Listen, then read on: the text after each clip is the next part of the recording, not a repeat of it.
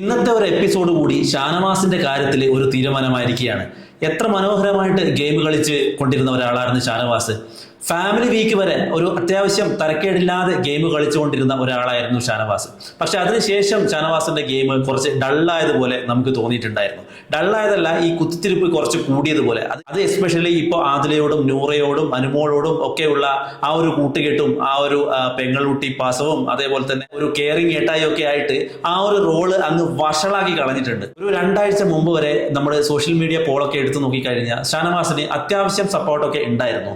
പക്ഷെ ഇപ്പം നമ്മൾ എടുത്തു നോക്കിക്കഴിഞ്ഞാൽ ഏറ്റവും താഴ്ത്ത നിലയിലോട്ടേക്ക് പോയിക്കൊണ്ടിരിക്കുന്ന ഒരു മത്സരാർത്ഥിയാണ് ഷാനവാസ്. അതിന് കാരണം എന്ന് പറയുന്നത് കഴിഞ്ഞ 1-2 ആഴ്ചയായിട്ട് ഷാനവാസ് തലകുത്തി വീണിരിക്കുകയാണ്.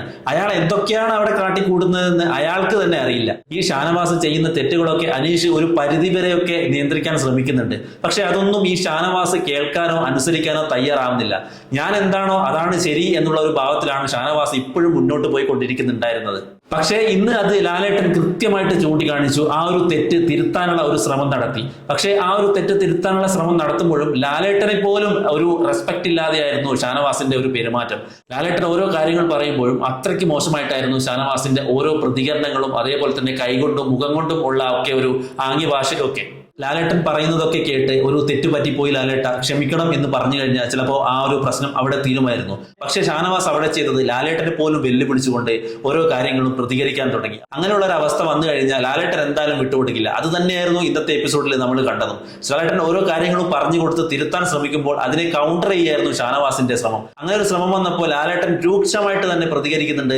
ഇന്ന് ശരിക്കും പറഞ്ഞാൽ ബിഗ് ബോസ് സീസൺ 7 ചരിത്രത്തിൽ തന്നെ ഏറ്റവും കൂടുതൽ ഇൻസൾട്ട് ആയ ഒരാൾ ഷാനവാസ് ആയിരിക്കും. ഇതിന് മുമ്പത്തെ സീസണിൽ ഇതേപോലെ ഇരുന്നു പോയ ഒരു വ്യക്തിയുണ്ട്, സിബിൻ. അന്ന് ലാലേട്ടനോട് ഒരു അക്ഷരം മിണ്ടാതെ കേട്ടിരിക്കുകയായിരുന്നു അന്ന് സിബിൻ. പിറ്റേ ദിവസം മുതൽ ആ ബിഗ് ബോസ് ഹൗസിൽ നിന്ന് പുറത്തു പോകണം എന്ന് പറഞ്ഞ് ബഹളമുണ്ടാക്കിയ ഒരു വ്യക്തിയായിരുന്നു സിബിൻ. ആ ഒരു അതേ അവസ്ഥയിലൂടെ തന്നെയായിരിക്കും ഇപ്പോൾ ഷാനവാസും കടന്നു പോകുന്നുണ്ടാവുക. കാരണം അതേപോലെയായിരുന്നു ഷാനവാസിനോട് ലാലേട്ടന്റെ ഒരു സമീപനം. ശരിക്കും പറഞ്ഞാൽ ഇവിടെ 100% തെറ്റ് ഷാനവാസിന്റെ ഭാഗത്ത് തന്നെയാണ്. കാരണം കഴിഞ്ഞ ആഴ്ചയിലെ ഒരു പ്രകടനം എടുത്തു നോക്കിക്കഴിഞ്ഞാൽ ആരിന് കിട്ടിയ ആ ഒരു സീക്രട്ട് ടാസ്ക് അടക്കം പൊളിച്ച് കൈ കൊടുത്തു എന്നുള്ള ഒരു ഭാവത്തോടെയായിരുന്നു ആ ഒരു ടാസ്കിന്റെ മുമ്പിൽ നിന്ന് ആ ബാത്റൂമിൽ നിന്നുള്ള ഒരു പ്രകടനം. അതിനുശേഷം സാബുമോൻ വന്നപ്പോഴും ഇതേ കാര്യം, ആ ഒരു ടാസ്ക് ഞാൻ പൊളിച്ചു എന്നൊക്കെ പറഞ്ഞ് വളരെ എന്തോ ഒരു അഭിമാനത്തോടെ സംസാരിക്കുന്നുണ്ട്. മാത്രമല്ല ആ ഒരു ടാസ്കിന്റെ ആ ഒരു സസ്പെൻസ് കളഞ്ഞതും ഷാനവാസ് തന്നെയായിരുന്നു.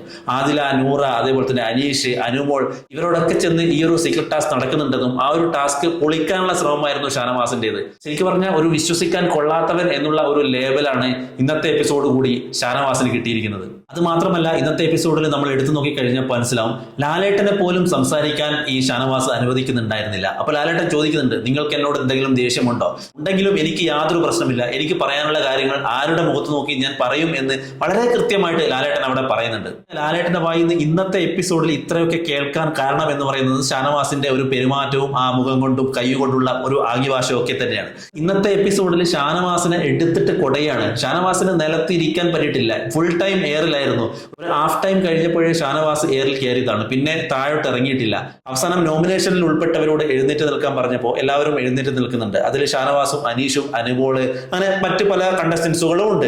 അപ്പോൾ അനീഷിനോട് ചോദിക്കുന്നുണ്ട്, അനീഷിന് ഈ ഒരു നോമിനേഷൻ ലിസ്റ്റിൽ നിന്ന് ഒരാളെ സേവ് ചെയ്യണം എന്നുള്ള ഒരു അവസ്ഥ വന്നാൽ ആരെ സേവ് ചെയ്യുമെന്ന്. അനീഷ് അവിടെ ഒന്നും ചിന്തിച്ചില്ല, തന്റെ സുഹൃത്തായ ഷാനവാസിനെ തന്നെയാണ് തിരഞ്ഞെടുത്തത്. അതിനുശേഷം ലാലേട്ടനോട് കാരണവും പറയുന്നുണ്ട്. ഉള്ളിനുള്ളിൽ ഒരു മനുഷ്യ സ്നേഹിയാണ് ഷാനവാസ്, എവിടെയോ ഒരു നന്മ ഒളിഞ്ഞിരിപ്പുണ്ട്, ഞാൻ പല കാര്യങ്ങളും പറഞ്ഞ് തിരുത്താൻ ശ്രമിക്കുന്നുണ്ട് എന്നൊക്കെ പറഞ്ഞ് വളരെ ഒരു പക്വതയോടുകൂടി ആ ഒരു കാര്യം സംസാരിച്ച് ഷാനവാസിനെ സേവ് ചെയ്യണം ലാലേട്ട എന്നായിരുന്നു അനീഷിന്റെ മറുപടി.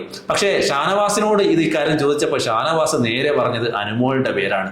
അതോടെ ലാലേട്ടൻ ചോദിച്ചു, അപ്പൊ അനീഷിനെ സേവ് ചെയ്യണ്ടേന്ന് ചോദിച്ചു. അപ്പൊ തന്നെ ഷാനവാസ് പ്ലേറ്റ് മാറ്റി പറയാണ്, അല്ല ലാലേട്ട, സോറി, എന്നോട് മാറിപ്പോയതാണ്, അനീഷിനെയാണ് ഞാൻ പറയാൻ ഉദ്ദേശിച്ചത് എന്നൊക്കെ. അപ്പൊ ആദ്യം അനുമോളെ പറഞ്ഞത് എന്തിനാണ് എന്ന് ലാലേട്ടൻ ചോദിച്ചപ്പോൾ വീണ്ടും അത് മാറിപ്പോയതാണ്, ഞാൻ കണ്ടില്ല എന്നൊക്കെയാണ് പറയുന്നത്.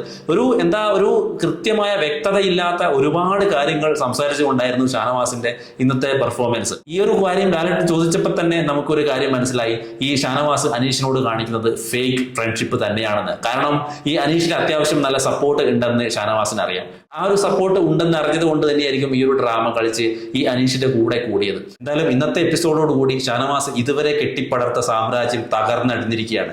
അതായത് ആദില, നൂറ, അനു ഇവരൊക്കെ ഈ ഒരു കാര്യം മനസ്സിലായി. കാരണം ഇങ്ങനെ മുമ്പോട്ട് പോയാൽ ഇനി ശരിയാവില്ല. ആ ഒരു കാര്യങ്ങളൊക്കെ ആദില നൂറയോട് പറയുന്നുമുണ്ട്. എന്തായാലും ഇന്നത്തെ ലാലേട്ടന്റെ ഒരു പെർഫോമൻസ് പറയാതിരിക്കാൻ വഴിയ.